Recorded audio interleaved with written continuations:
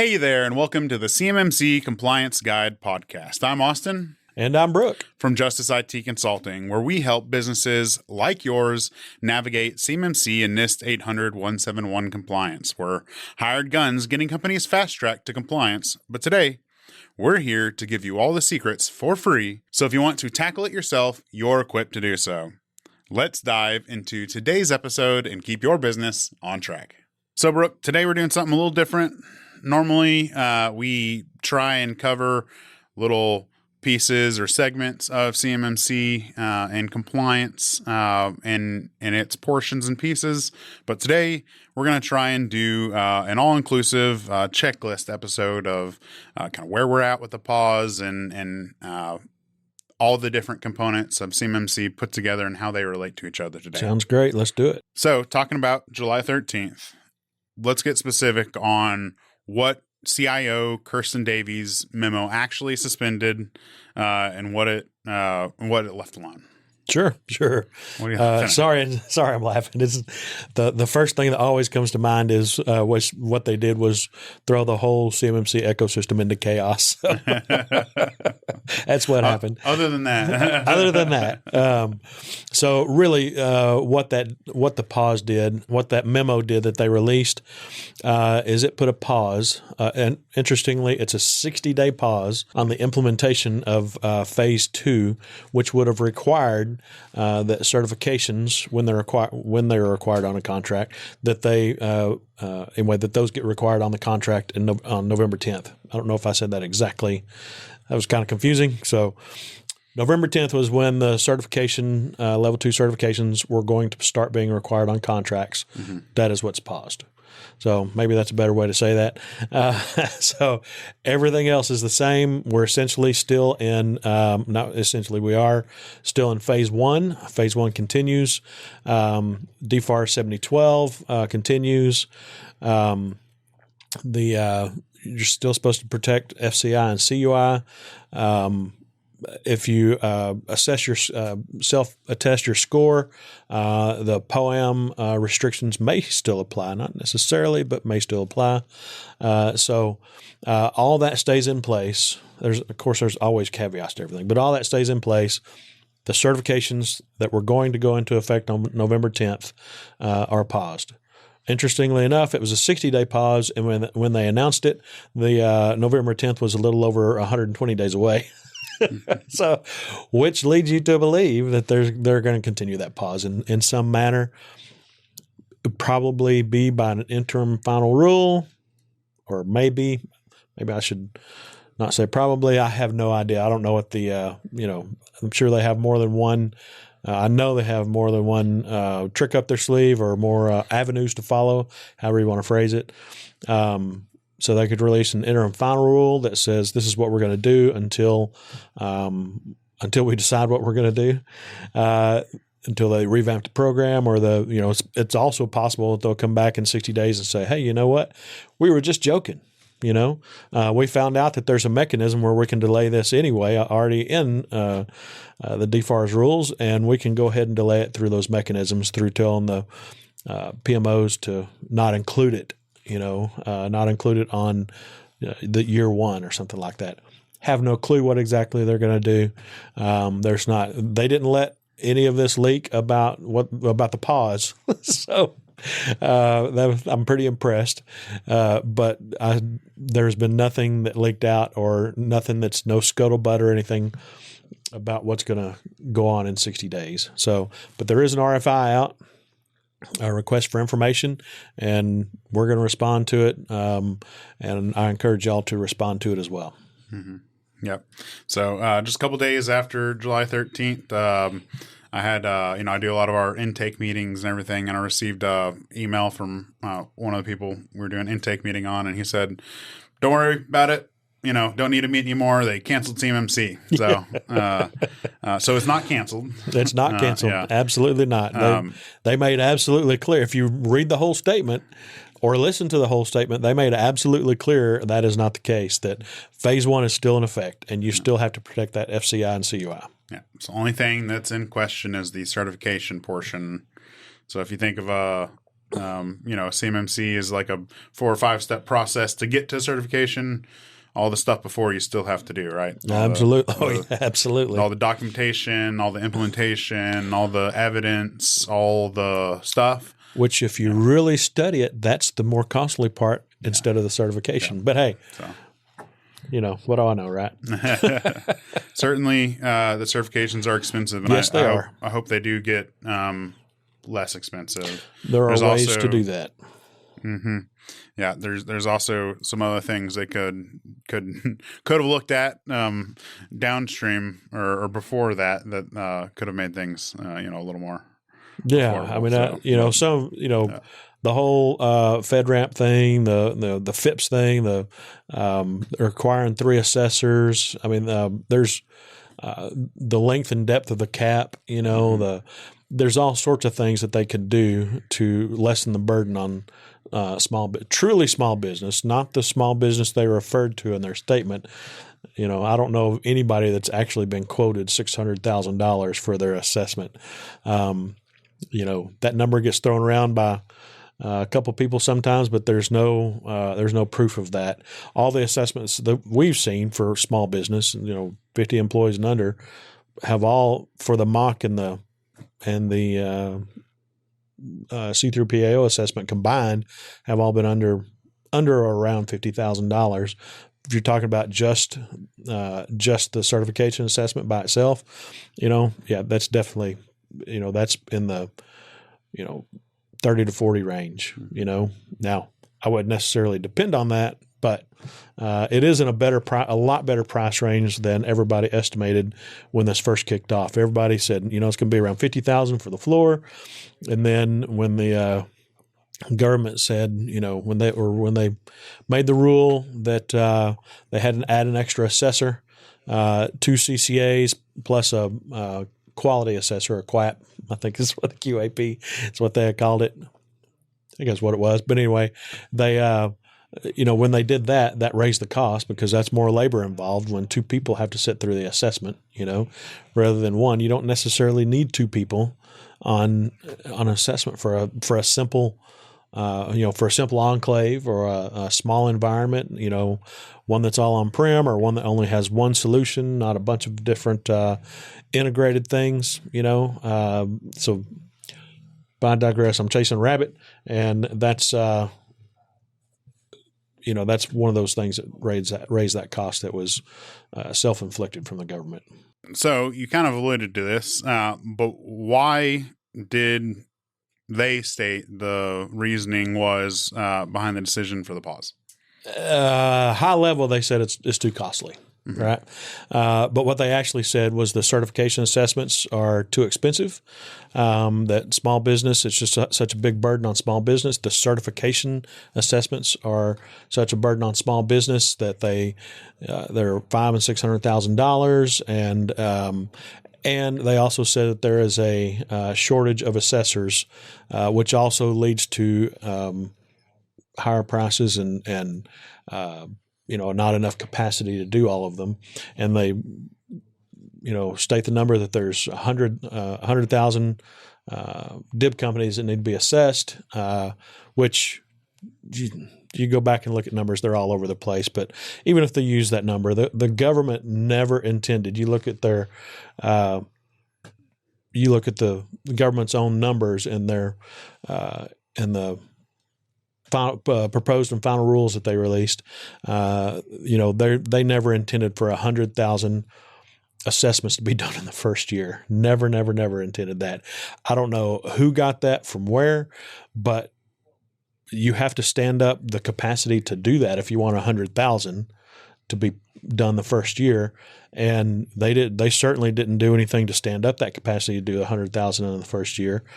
And now they've shot themselves in the foot if they want 100,000 to be done in any year, because,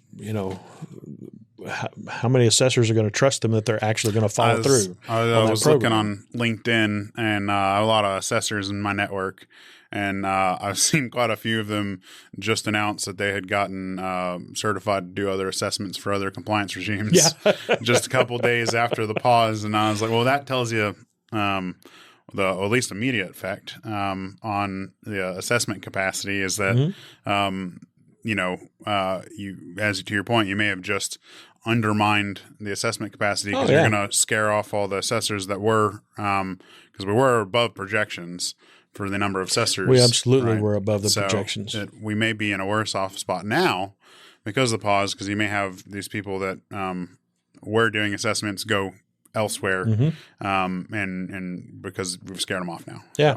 So those are the reasons they gave as to why they paused it. All the numbers every single one of the numbers they floated out there was wrong. They said there's only 100 assessors. Sorry, that's not accurate. There was 107 or 110 C3PAOs at that point, but that's not where bottlenecks come in. Bottleneck for this comes in. The bottleneck comes in with a number of assessors that can perform assessments. And so somebody had a great chart, and I referenced this on one of our other podcasts. I wish I could go back and find it and ask them if I could show it or use it or something, because it was a really good chart.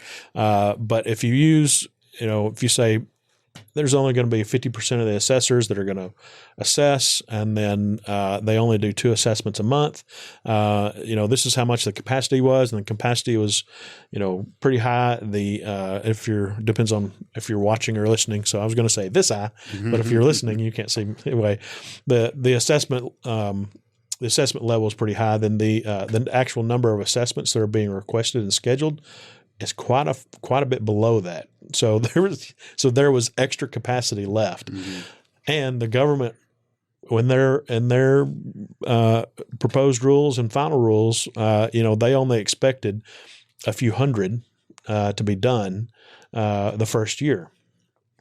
I think the C3PAOs were on track to complete over 2,000 of them. So there's somewhere in the number of range of 4 or 5 times the amount initially thought. So I would say that's a pretty dang good track record. So you combine that with what they said, we have a capacity problem that's 1,000% inaccurate. And then the numbers that they threw out there, are inaccurate. I don't know where they get the number of, the amount that it costs for a small business to go through it. Then again, Small Business Administration was where they got those numbers from. And the Small Business Administration, to them, a small business is 500 people in some cases, 1,500 in some other cases.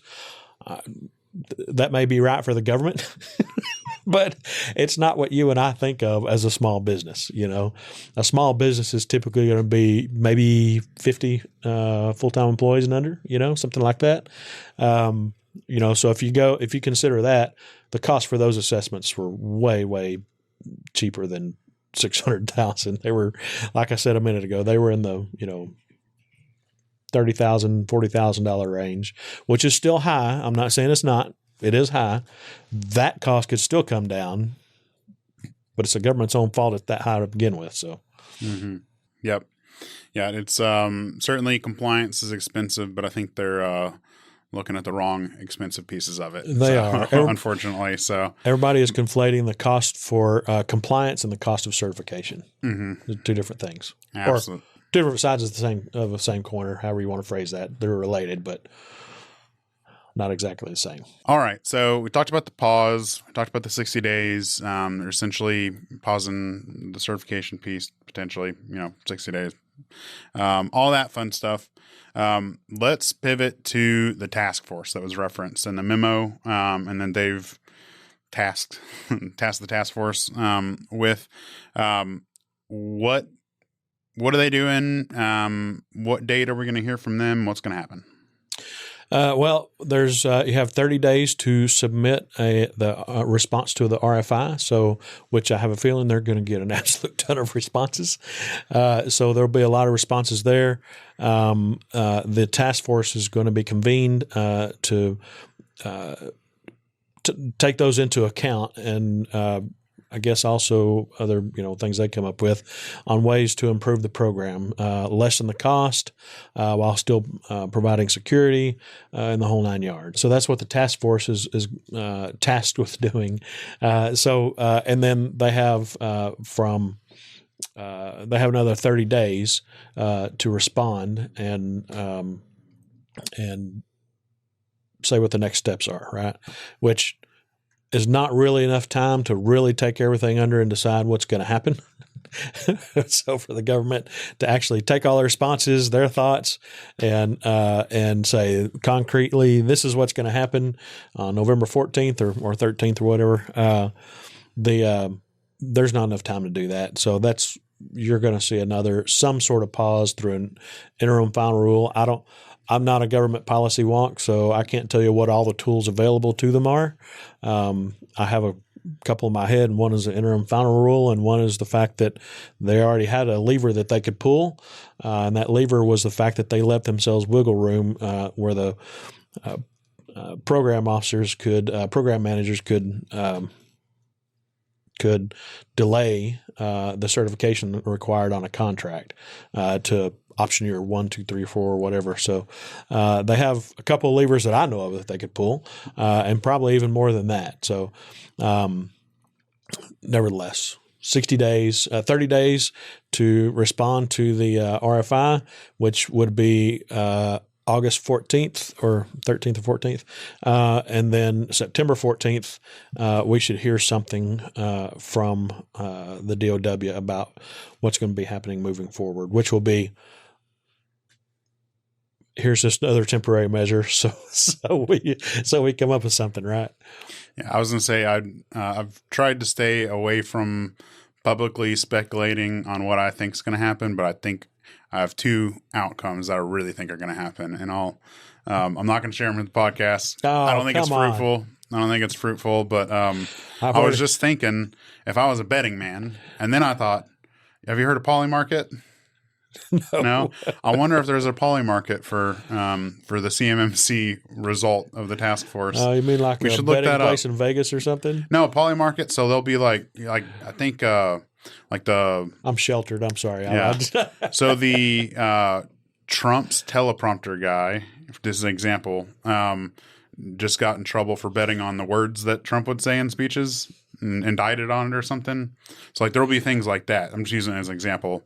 Or there'll be like a chance that some public broadcast, some celebrity says this, or whether and people can go bet on that stuff. Yeah, it's just random things that could happen, right? And so I'm wondering if there's a CMMC poly market, because it could be politics, or it could be sports, or it could be it's political candidates for like who's going to win races. Yep. So you'll see like they pull those numbers now when they're doing analysis of like who's going to win or not. So are you looking it up, Stacey? So if there wasn't before, maybe maybe there will be now since you mentioned it. Yeah, maybe someone will go submit it as a petition for. But my question is, can we bet on that? Or are we going to get in trouble? I don't want to get indicted. Do we know I'll too stay much? way away from that. Maybe I shouldn't bet. Right. We'll check in with Stacey in a second. And really, we have no inside information, so I mean, that shouldn't matter. Yeah, I'm joking. Of course. I wish we had inside information that we could, let y'all know about, but we don't. So no poly market. Bummer. This is a petition to get it out. There we go. Maybe go request poly market CMMC chances, because if my opinions of what's going to happen or pop up there, I might put some money down. We'll see, because I feel pretty confident about it. On that, not exactly related to that, but we're talking about what's going to happen, and we just got finished talking about a lot of the numbers that the Honorable Kirsten Davies used were inaccurate. We'll just say they were inaccurate, and they were because that's what the SBA fed her. That's what the SBA said. Here, use this. We're trustworthy, and so anyway, there was a group of folks from the CMMC ecosystem that actually went to talk to her. They posted on LinkedIn, so it's not hidden. It's not a secret. But they went to talk to her and some senators and congressmen, and so they said, hey, look, this is what the DOD asked for. This is what people stepped up to the plate and were helping y'all building out on behalf of the DOD, however you want to phrase it. And so this is what this means. This is what this is there for. So they at least got that information out there. because if you listen to it or read anything out that came afterwards, it was like they had no clue what CMMC was. So, but there were folks that went to talk to them, and so maybe, I know there's a lot of folks that think that there's people that are getting rich off all this, and is it a business opportunity? It absolutely is, but I don't know of very many people that are actually getting rich. Rich is subjective, but I don't know a lot of people that are getting rich off this, because there was a lot of requirements from the government as far as the amount of time you put in and everything else. The hoops that all those C3PAOs had to jump through to be able to be a C3PAO and assess. It is not a small ask. So we'll see if that poly market comes out. We'll see. It might. I might change that. I'm kidding, of course. So, all right. So next question for you is, there is already potentially some phase 2 language, phase 2 meaning certification requirements on contracts that have trickled down from the government, or however you want to phrase that. I'm just trying to use. You talking about the old trickle down theory of contract flow down requirements. Anyway, if there is existing phase 2 language on a contract, what happens to that?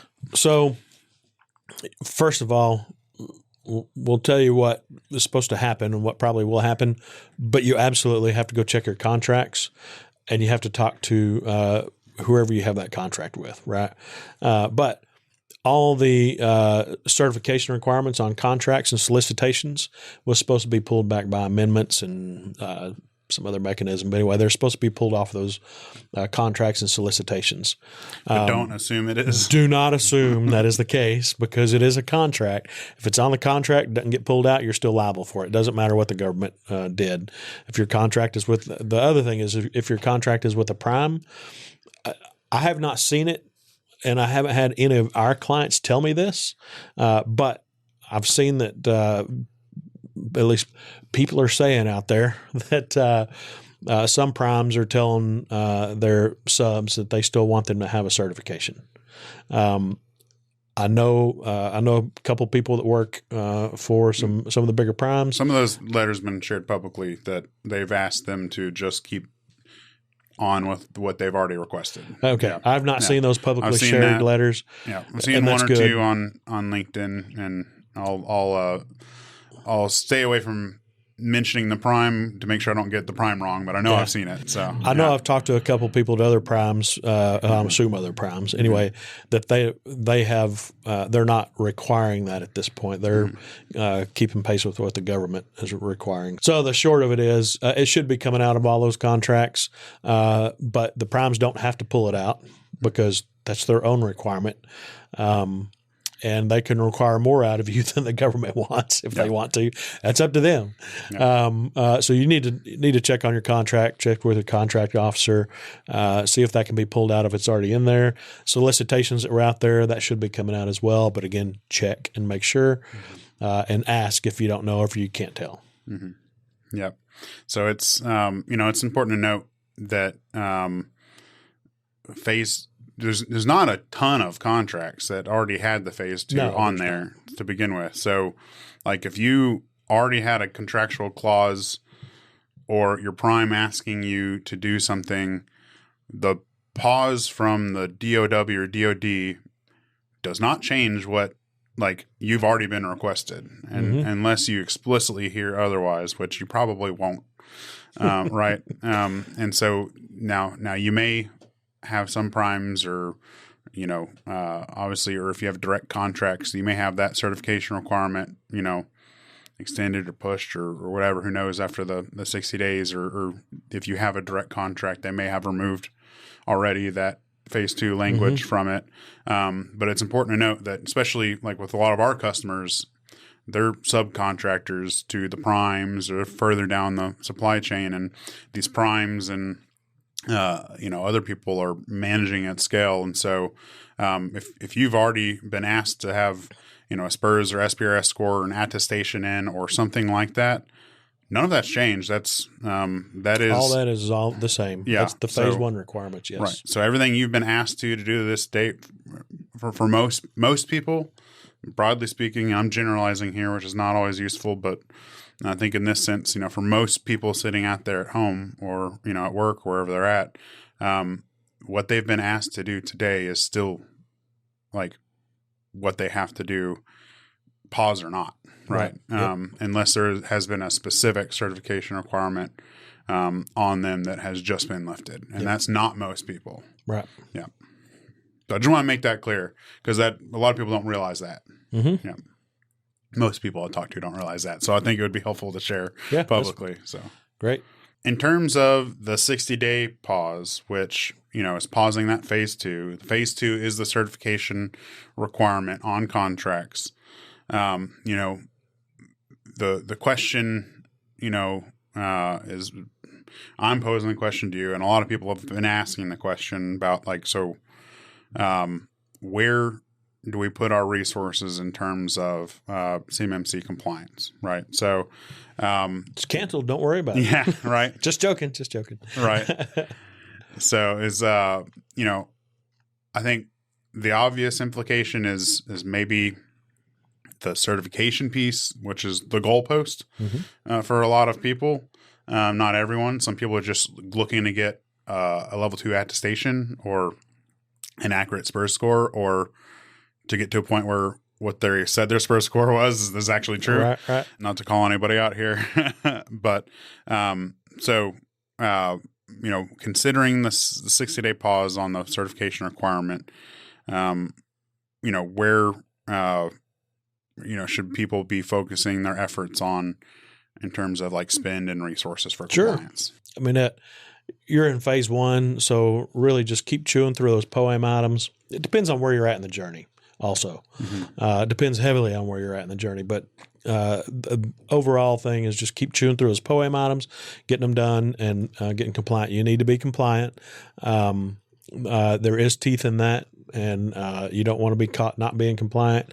You don't want any kind of whistleblower thing going on. You don't want kind of breach or anything that causes people to come look and say, oh, you didn't, you said you were 107, but you're really a negative 163.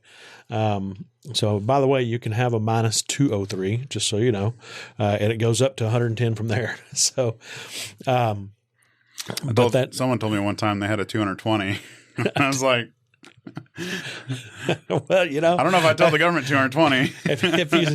I guess they started the scale down at minus 203 and just started at 0 there. And, right. Why they did it's anyway. Whoever came up with the scoring on that, it's creative. So then there's 5-pointers and 3-pointers and all that kind of fun stuff. But really, I would say that you need to chew through that POAM and get it done.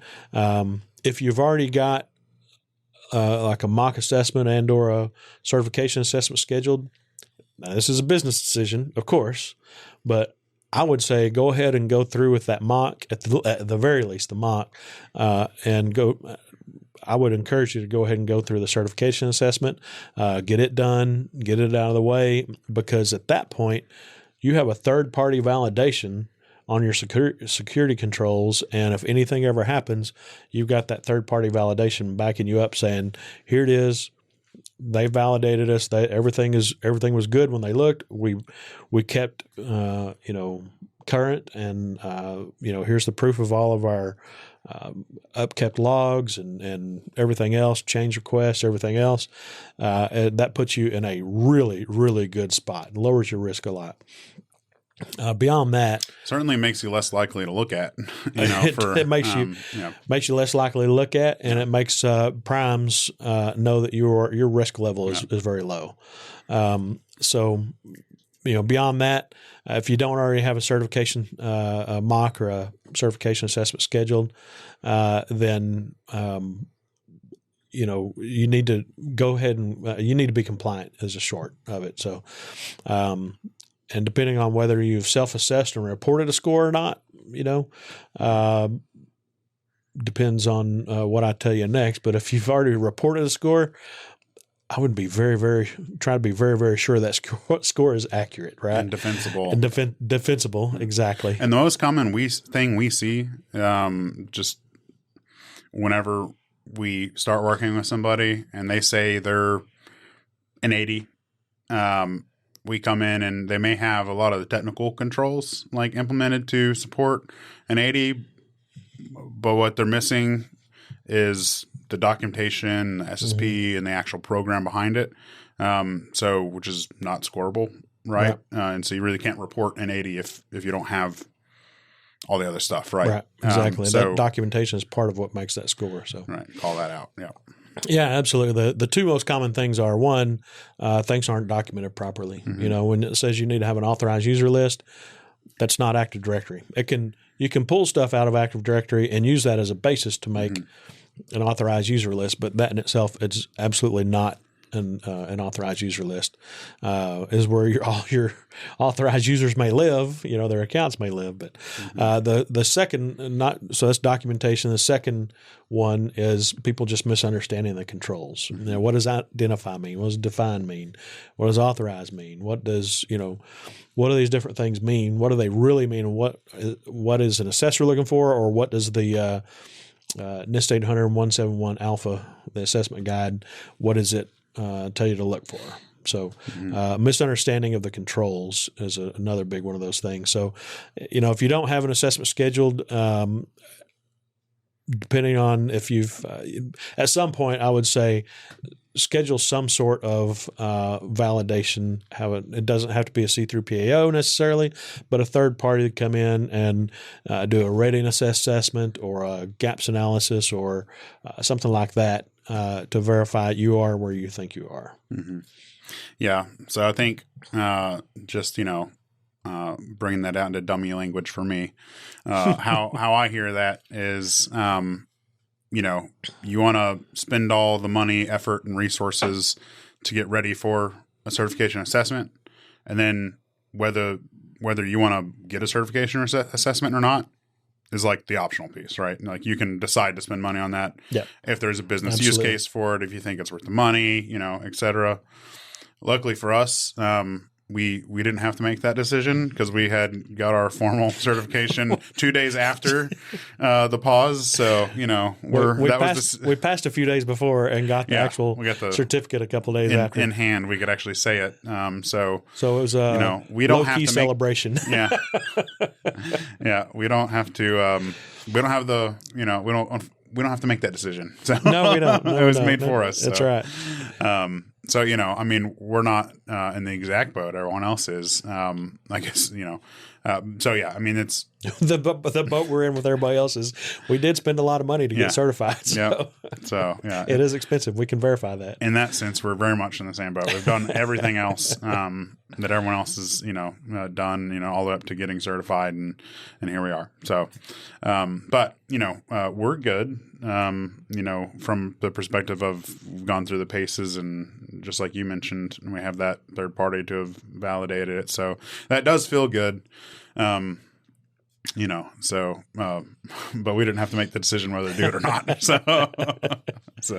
So we've been talking about phase 1 and the self-attestation requirement, right? Yep. And we talked about phase 2 and how that's been paused, but there's a 4-phase rollout, right? What?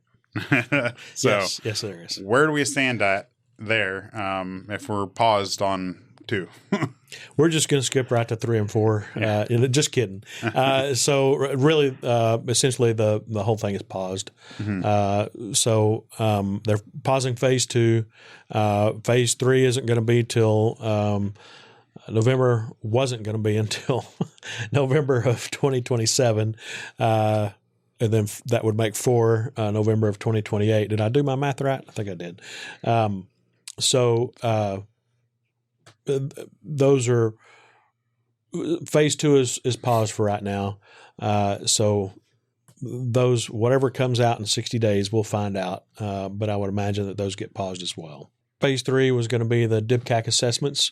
And really how the DIBCAC assessments were going to work is you had to have a level 2 certification. And then DIBCAC, if I remember right, was going to come in and just assess your level 3 controls. So you had to get that level 2 anyway for the level 3 to go in place.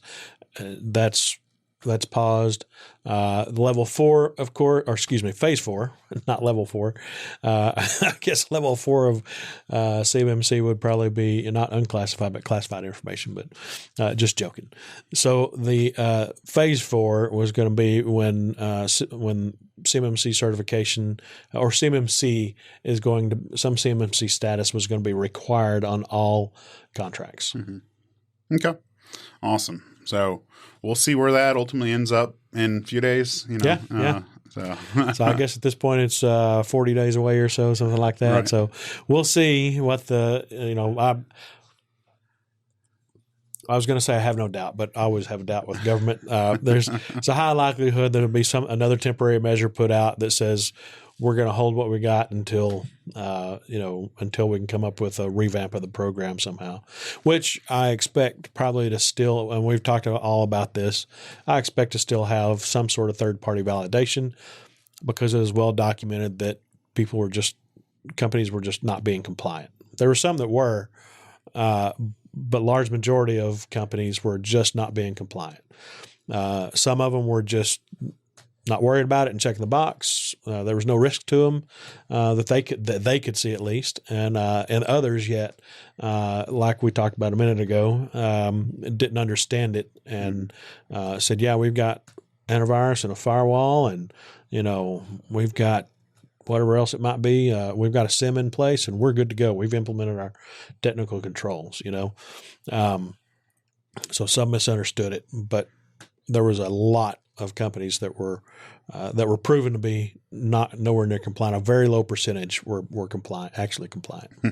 I'm just thinking back to one of my calls. I had somebody, he was a cool guy, and we had just had a call right after the pause happened, and so the way I've been running my calls is just talk about that first in case they weren't aware, just update everybody, right? Anyway, and so his verbatim take on this was, "Boy, this is a procrastinator's dream."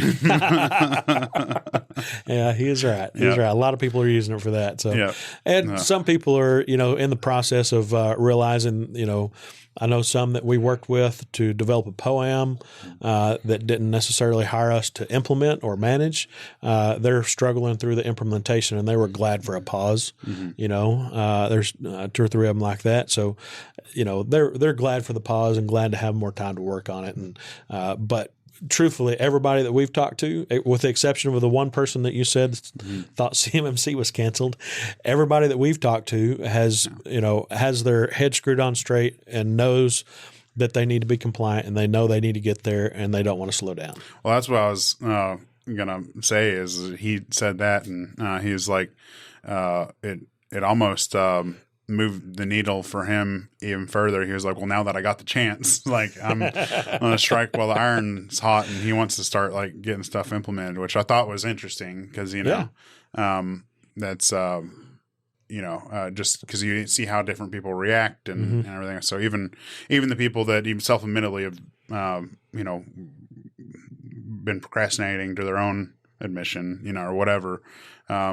I have still been very much, moving forward more or less. It's very rare that we've ran across just one person that thought that the whole thing had been canceled. So, well, I'll tell you what, Monday night, the 13th, when it was canceled, that is not the way I thought it was going to go.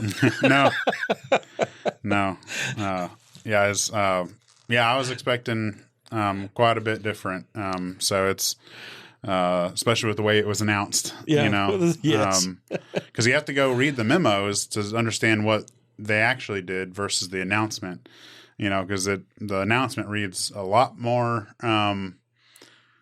like a lot more of a gift to the business community than it is. Yeah, she still said all the right things, but it was, it has that, feel to it, right? And then you go read the memo and you go, that's a bit different than the way it was, it's presented. It's so. politics, Yeah. and they were just trying to play to the people that I'm throwing these accusations out, and I probably shouldn't, but they were trying to play to the people that were complaining. That's him, not me. The right people, the right groups got in there and complained and got this pause implemented.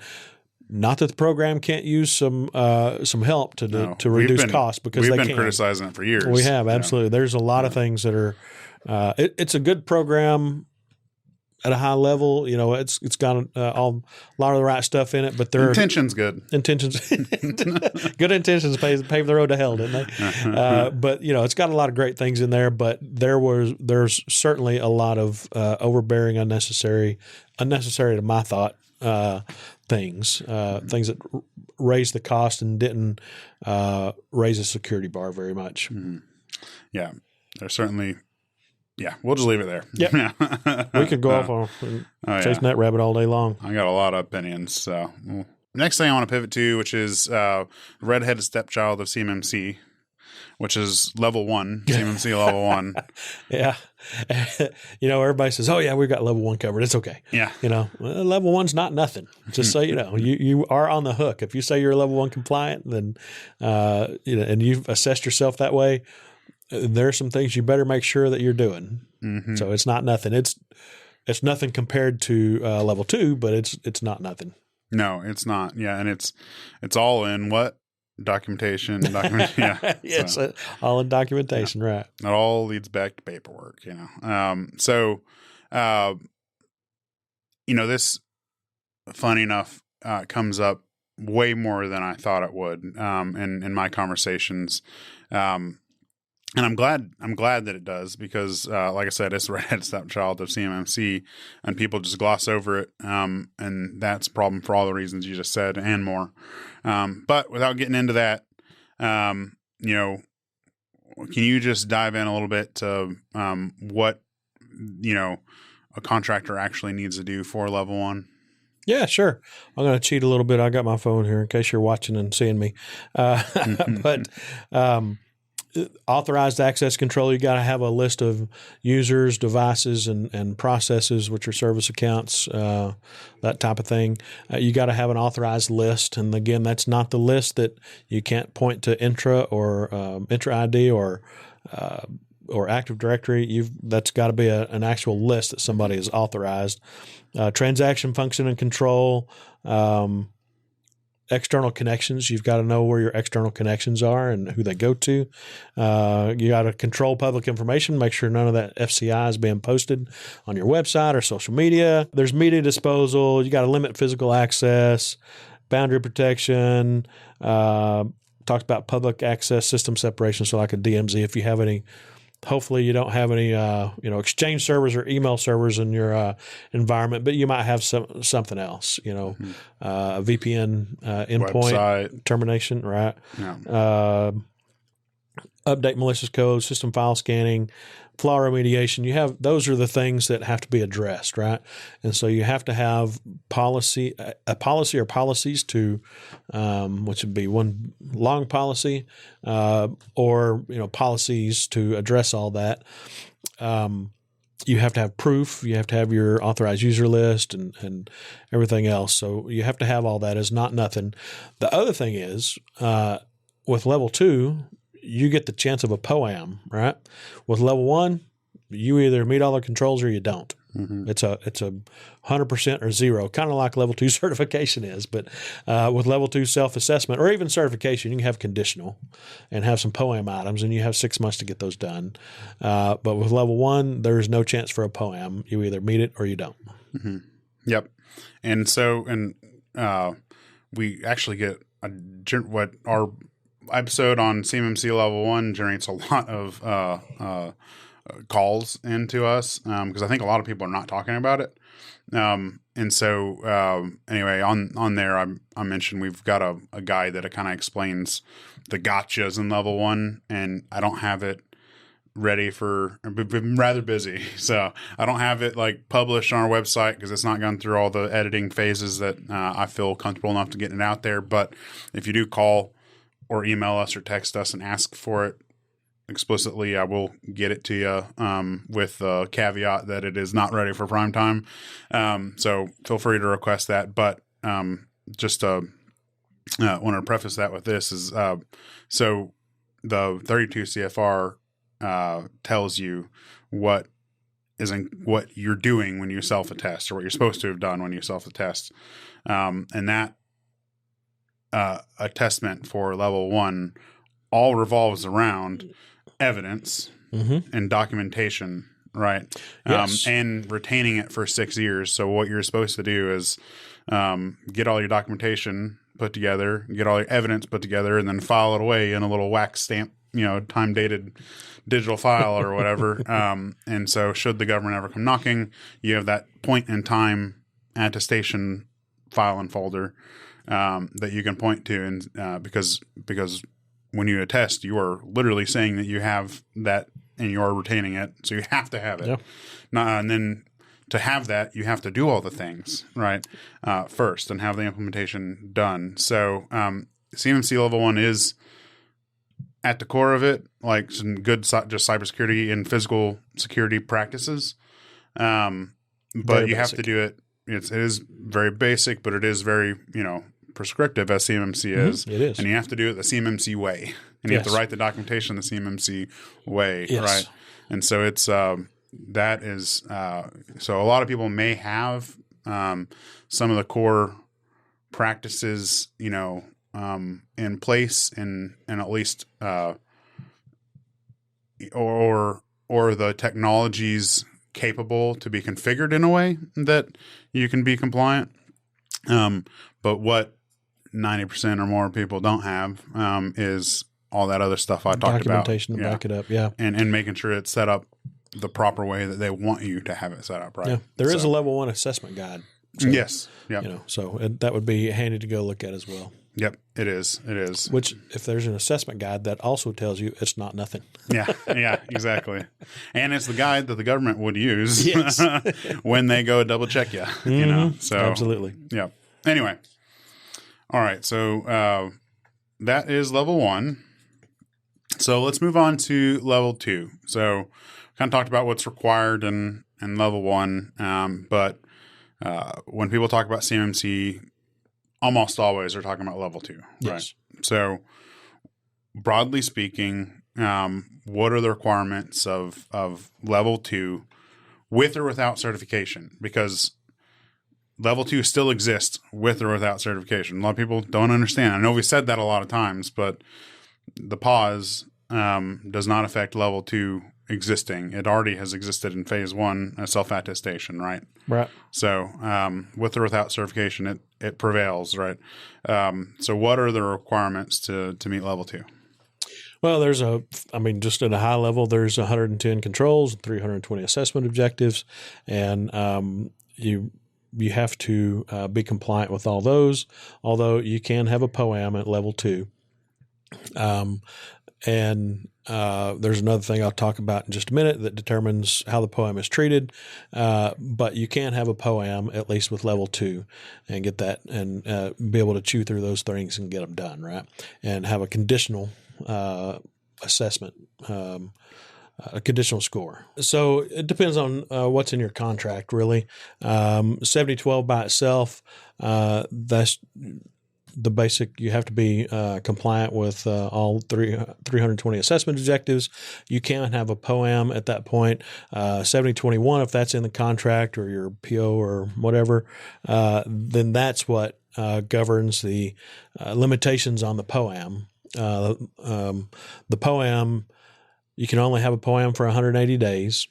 It can't include any 3-pointers or 5-pointers, and then there's a few 1-pointers it can include, which means that you can't miss anything hard because guess what the 3-pointers and 5-pointers are? They're the hard ones. So if you miss one assessment objective on those hard ones, then you don't meet that control, right? Part of that is going to be on our response to the RFI, but get rid of the POAM limitations. That's what made people feel like they had to have a mock assessment, because if you failed one of the hard ones, you were just done, you know? But aside from that, if you have the 7021 in your contract or your PO or something like that, that's where you get those POAM limitations. Now, what I will say, if you don't have that, there's not technically any POAM limitations, but they're not going to accept an open-ended POAM. And they're not going to accept a 10-year POAM or a 5-year POAM. And I'm talking about the government of the primes. You know, when they see that and you try to put that, you know, this is 18 months out from getting this done, you'll probably get some pushback on that. And if, you know, so, but that's where everything stands. That's where, what you have to do, you have to meet all 110 controls and 320 assessment objectives with those POAM, caveats to it. So, you know, I don't really have time. We don't have time, I guess, to go through. We talked too much about the pause. We talked too much about the pause. We don't have time to go through all of the controls, but all we'd be doing anyway is mentioning them, not telling you how to do every single one of them. We do have a couple episodes that go through the broad categories. We do, yes. You know, category by category. So yeah. So I mean, just to highlight a few, you know, you're going to have to worry about the same authorized user, device, and process list. You're going to have to worry about that same thing, except now you're going to have to call out whether they have access to CUI or not, all that kind of fun stuff. Same external connections list. Here you do also have to worry about encryption and FIPS. So that's got to be addressed. You got to worry about application whitelisting. Got to have to worry about application whitelisting or blacklisting, whichever one you want to do. Personally, I think blacklisting is I think whitelisting is a better direction to go, especially with the solutions that are out there now that have done a really good job. You know, you have to worry about putting a SIM in place.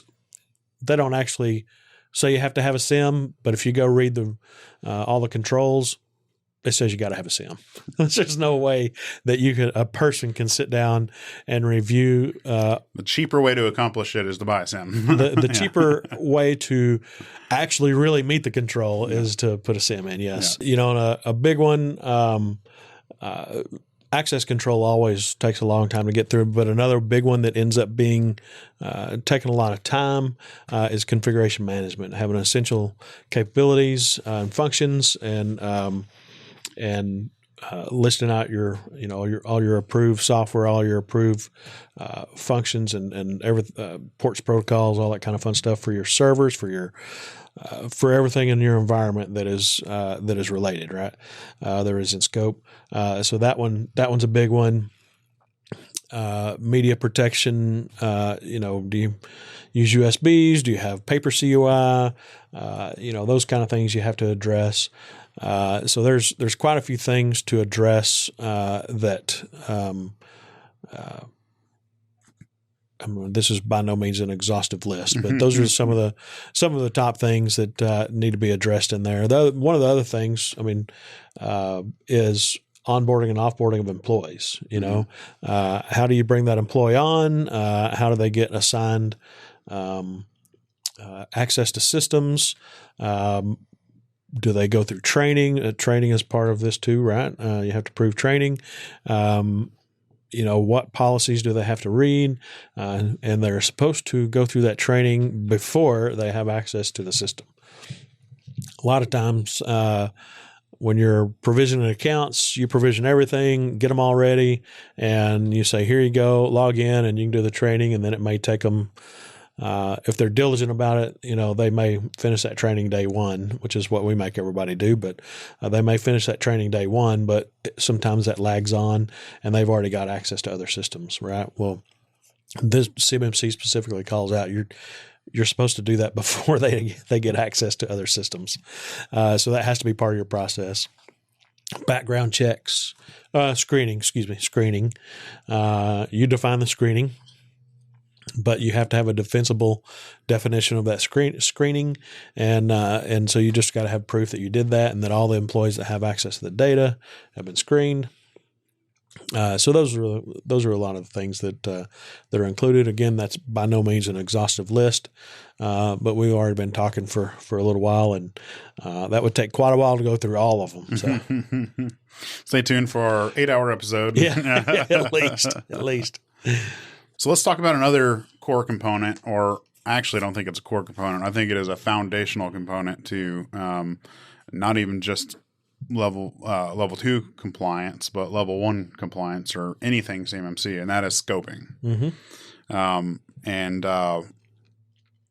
So I want to talk about that for a second and give it a few minutes because it is one of the, if not the most important piece. So can you give us a little guidance on, and we'll talk about level 2 and CUI here for the sake of not, confusing everybody. Right.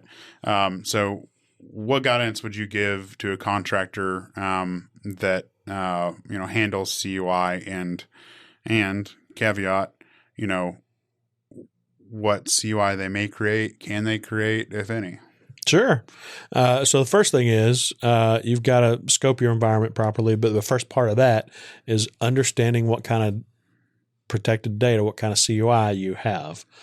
If you're a manufacturer or a construction company, it's very likely it's CTI, but what comes in that is actually that CTI, what comes in that's CUI, right? Where does it come from? And are there any dissemination requirements on it? Is it export control? Is it no foreign? Is it what is are there any dissemination restrictions on that? And a lot of the times everybody's like, well, I don't know, and it's like, well, we got to figure this out first. We really can't move on and scope your systems properly unless we know what kind of data you have and all that. And so one of the things you look at is, do you do ITAR work? And a lot of people say, oh, well, yeah, we do ITAR work. Not all ITAR is CUI, and of course, not all CUI is ITAR. So it's not a one-to-one. It's not a not if you ask some consultants. right. There's not a one-to-one ratio there, but there's a high likelihood that if you're doing ITAR work, that you're going to have that CUI is going to be export controlled. If so, then that puts some more restrictions on what type of solutions you can use. For instance, we'll just talk about Microsoft 365, and I know I'm kind of getting off on a little rabbit here, but Microsoft 365. So if you don't have any export control or any other reason, any other dissemination restrictions that apply, if you don't have any of that, then you can probably use Microsoft 365 GCC. If you do have any of those dissemination restrictions like export controlled, like the ITAR data, then you have to use Microsoft 365 GCC High. So there's GCC and GCC High, right? That said, just because you have Microsoft 365 and you have CUI, that doesn't mean you have to use GCC or GCC High. That's all part of the scoping question. Right. So you figure out what kind of data you have. That is critical. You got to do that first. Where does it come from? And this is all your data flow. Where does it go to? Right. Likely, it goes, you download it from a protected portal to a computer, and from that computer, you copy it over to a map network drive. And from there, you may put it in your MRP or something like that. And then from there, other people get to it from MRP installed on their computers, or maybe from the map drive. And maybe they open it up in CAD and do some work on it and make some smaller drawings, which is part of what you were getting at here in just a second, or pullouts of that and make some drawings on certain pieces in there. So you got to figure out where that data flows right now, and then you got to look and go, does all the CUI need to flow through all those points, or can we take and shrink that down a little bit? Well, the accounting person, she opens up the drawings because she just wants to look at them. The HR person, well, they have access to them, and do those people really need access to the CUI? do all your production people really need access, or is it just these 2 or 3 people? So you got to figure out what you really need and scope your environment properly, and scope it down to where you think it can go. But you need to do that full data flow diagram so you really understand it. And you need to involve other people, not just the IT guy, because as IT people, we're like, yeah, it goes here, here, here. That's, but whoever does the work will go, oh, you know what? I actually do this and this with it too. And the IT guys are going to be going, really? So point is, or the CEO may, president or whoever may not understand all that. And so the point is, bring some of the people in that actually do the work, the owners of that work or the supervisors that know the process, and get that data flow drawn out properly. And so once you have all those people in the room that can help you develop that, your CUI data flow, right? So the part of the and that helps you scope all your systems appropriately, right? So maybe you can scope email out. Maybe you don't need access to anything, any CUI on phones or tablets. Maybe they're only out of 50 people in the office, maybe only 8 people need access to it. Whatever it may be. Or maybe truly it is you have a 10-person office and everybody but the office manager have to have access to it. Maybe that really is the case. But you need to scope appropriately. And so that will help drive the rest of the conversation from then out. Do you need Microsoft 365 GCC or GCC High? Maybe, maybe not. Maybe you can do commercial, maybe another solution. Anyway, those will drive a lot of decisions. One other thing you were talking about is, you've got that data that I know always comes in marked, right? And I laugh because that's the exception rather than the rule, right? But if you've got that data that's CUI, that drawing, we'll just use a drawing. You got that drawing that's CUI, and then one of your engineers takes and breaks part of that out and makes a drawing off of that, and makes some G code off of it to go build a part. Then there are some caveats, but depending on whether it's a COTS, an off-the-shelf product or not. So that likely is CUI, right? That piece that you pull out of it, that comes from that government drawing. It's produced on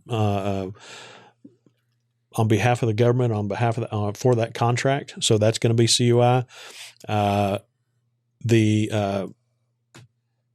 The G code that results out of that. Now, there's a big debate about this online, and we may even get some hate mail for this, but that G code. I already do. I know that G code is likely CUI as well. That doesn't mean that doesn't necessarily mean your life is over and you got your CNC machine. It's so much easier than people think it is. It is. It's a lot easier than people make it out to be. But that doesn't necessarily mean that CNC machine has to meet all 110 controls. That's not the case. You do have to protect it, so you do have to show how you do some things. But doesn't necessarily mean what a lot of people think it means. So that G code is likely going to be in scope.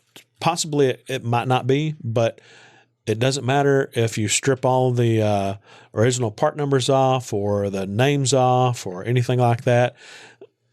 What really matters is that it says it's that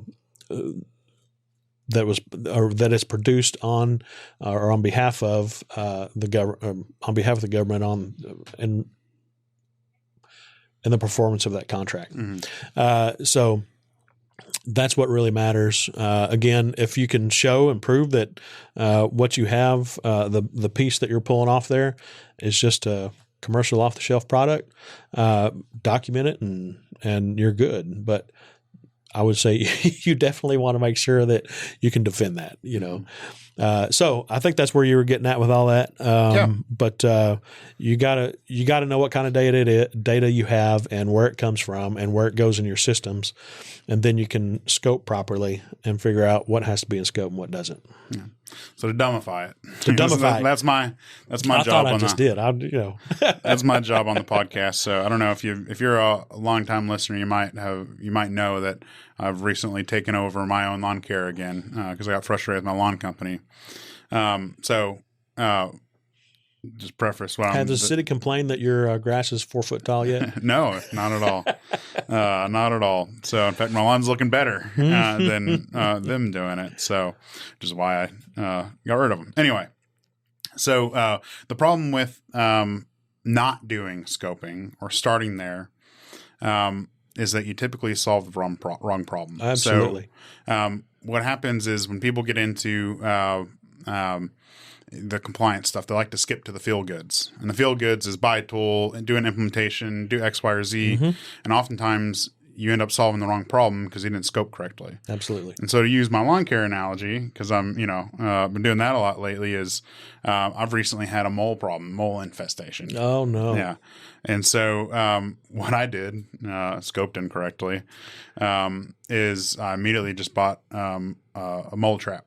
And I tried that for a couple of weeks to no success as the little jerk. I was watch my PC language. I was rolling around destroying my roots and my lawn and everything else. And then anyway, long story short, I get to because that felt good. Buy a trap, kill them all, right? Yep. And so, but didn't work. And so I got to diving into it a little deeper, understand more about the moles, and, a little more legwork, the work I wasn't wanting to do. I just wanted to solve the problem, but I ended up delaying the problem and making it worse. And so, long story short, I learned to kill the grubs first, lay down some of that, and then basically starve them out to make them go away.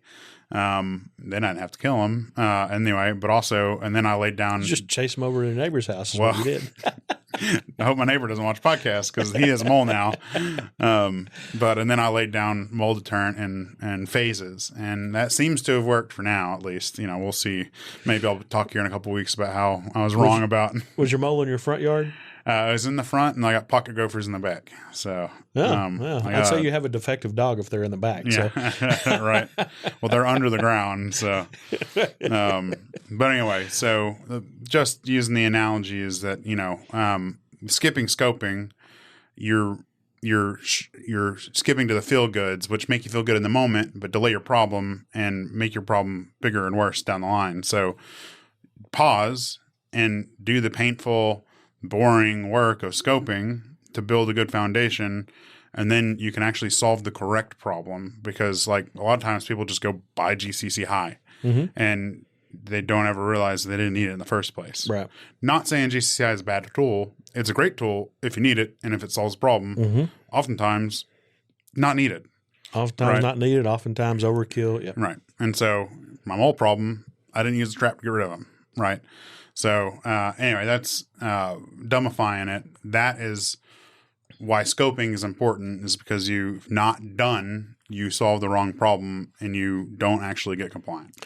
The other thing I'll add to that is that the reason you start there with figuring out what kind of data you have is because of what everybody's answer whenever we say, what kind of CUI do you have? I don't know. How do you know you have CUI? They told us we had to be compliant. Okay, but beyond that, so it's not the easiest thing to solve, and it's an unknown, partly because of the government, or at least the primes not marking things as they come down to contractors and subcontractors. They're not marked well, so that's understandable. But you do have to do that homework and figure that out at first, and figure out where that's coming from. That is. You'll hate to hear this, but I do more unselling than selling in our company, because a lot of times I'll get someone calling in and say we need CMMC compliance, we need level 2 or whatever, and more often than not, just through frankly, the sales process. I'll ask them, like, well, let's look at contract clauses. Let's, what did your buyer say? What, letter did you get? Let's dive into this. And oftentimes I'm able to just have them go back to their buyer or their prime, and they'll go, oh, you know what? You actually don't need to be level 2. You need to be level 1. Or, you know what? This actually doesn't even apply to you. You're fine for now. And you don't have this requirement at the moment. Yep, so absolutely. That it is very worth doing that, because you might save a couple $100,000. I would rather do that than get somebody into a solution they don't need and be upset that they spend all that money, down the road. Yeah. So that and if you do scoping, you'll figure that out, right? And that's why that is also important. So you may find that you don't have to do compliance at all. Right. Maybe not. maybe you'll find how much you do have to do, and that's not going to be fun either. But at least you know. Yep. So I know we're running out of time here. Again, took too much time on our on the 60-day pause, but I think we can wrap it up simply by saying and addressing where assessments go wrong. Right. So where do we see assessments typically going wrong, or where the problems that when someone comes to us that they're experiencing where they haven't been able to get a compliance program off the ground or an assessment being successful? Yeah. One of the things we said earlier, is documentation. That's the biggest thing that stops most people. Not all the controls, but most of the controls have a documentation piece to it. If you don't have that documentation piece figured out and done properly, then you just miss that control, right? If you don't list out all your authorized users, which ones are privileged or admin, which ones have access to CUI, where do they have access to it? Do they have it access through Active Directory and on a file server? Do they have access an Intra ID and SharePoint? Do they have, where do they have access to it? An on-prem MRP solution, there's users in there. You got to take that into account. So, but point is, documentation is where most assessments go wrong. And even when you go through an assessment, you might think you have something documented properly, and an assessor might say, we need some more documentation on this, needs to be fleshed out a little better. Or you said you deal with it this way, but, I don't understand what that means, and so you may need to go back and flesh some of that out. Now, you may not be going through an assessment anytime soon, but the point is, you need to have that documentation fleshed out so that other people understand, not just the people in the know, right? So that's the biggest thing that we see. Another one is ESPs and other vendors, I guess. All those would be ESPs. Mm-hmm. So ESP is an external service provider. They come in two different flavors. ESPs that are CSP and ESPs not a CSP. Mm-hmm. That's how they define them. So, which could be an MSP. Yeah, exactly. Which could be an MSP or an MSSP or anyway. So the CSP is a cloud service provider. Mm-hmm. And the NIST 800 145, I believe it is. One of those has like a 5-character test and I don't have it pulled up here in front of me. So those five characteristics are going to be things like, can you self-provision? Is it provision automatically, quickly? Is it based on usage? So those are the things that make a service a CSP. And that's going to be like Microsoft 365, Google, Amazon, stuff like that. Those are the easy ones I can throw out there. ESPs, not a CSP, are going to be most of the time an MSP, a managed service provider, an IT services company, whatever you want to call it, people like us. Most of the time we're going to be a MSP, not a CSP. So if you have any cloud services that you serve clients, then you might be a CSP. So we were very careful to make sure that we didn't fall into that category, because when you become a CSP, there's a whole nother level of compliance you have to worry about, which is FedRAMP authorized or equivalency. So an MSP will be a ESP, not a CSP, right? MSSP. So MSSP is a managed security services provider, and typically their focus is a little narrower than a MSP. Used to be that a MSP was your general IT department, and MSSP did the security, but there's a lot of intermingling now, and there's a lot more MSPs that do the MSSP work than used to. So, and meaningful, real MSSP work. Not playing around the edges. So, so you might have a MSSP that provides you a SIM, might provide you application whitelisting, might provide you, something else like that. So, some of these cloud managed tools that are security protection assets. So, a security protection asset (SPA) and will handle security protection data (SPD).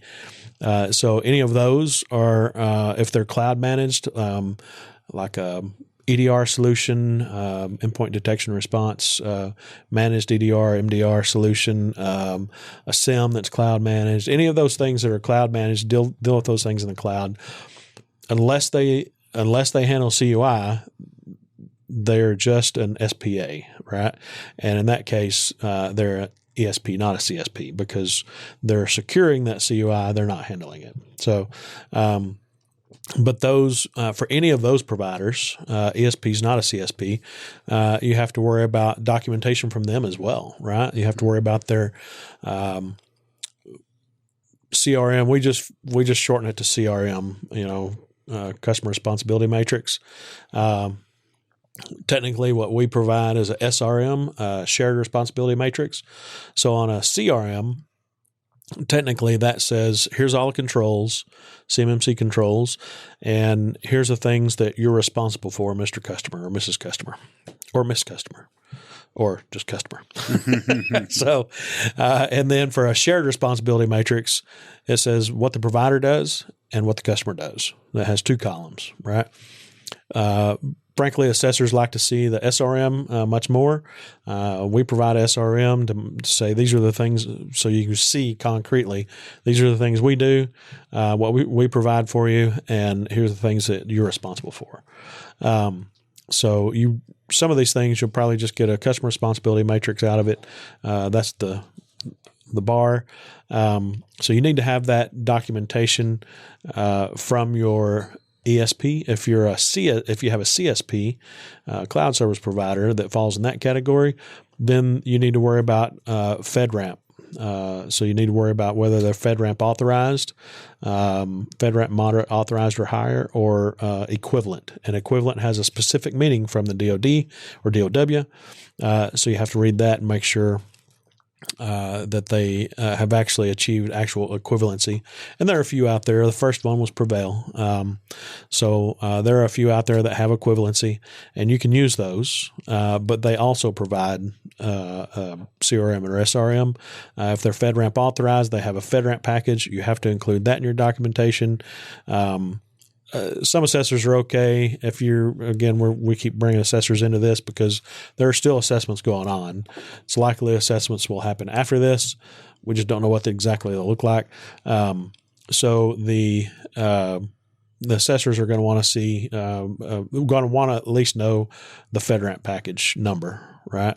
A lot of them they've done enough assessments. They either have or know the Microsoft GCC one, GCC high one, AWS, they've seen all of them. So if you've got at least have that package number, they have it. But what I can tell you is, they don't just hand that out to everybody. You have to request it. You have to be a customer. Usually you have to be a customer to request that package. And so you got to request that. It doesn't always come quick. So you got to request that in plenty of time before assessment or before you need it, before you declare that you meet all the controls. If that's part of the documentation you have to have, then you need to get that. So, ESPs that you use or vendors that you use for your environment, they matter a lot as well. Not just the documentation you have, but their documentation matters as well. If you use an MSP, again, they need to have, at the very least, they need to have a CRM for you, mapped to at least all 110 controls, preferably all 320 assessment objectives. And preferably, really, you want to have a shared responsibility matrix that lists their responsibility and your responsibility. If they're level 2 certified, even better. So if they are level 2 certified, they'll probably, no, it's not a definite 100%, but if they are level 2 certified, there's a high likelihood that they won't dive in as much to your vendor, to your MSP. They will, your MSP will sit in on those assessments. Will have to. Some MSPs have taken the route of trying to have a SRM or CRM that takes them out of scope as much as humanly possible, and they're just kind of like an antivirus or a SIM, and you just read it and you put your stuff in place and you're good. But if you have an MSP that really helps you with all this and is not just a commodity product, then they're likely going to have to sit through that assessment with you. Mm-hmm. Okay. Those are the things that we see where people are lacking, that documentation, knowing what vendors they have and what documentation they have from their vendors, and where those vendors even meet the requirements. A lot of times they don't.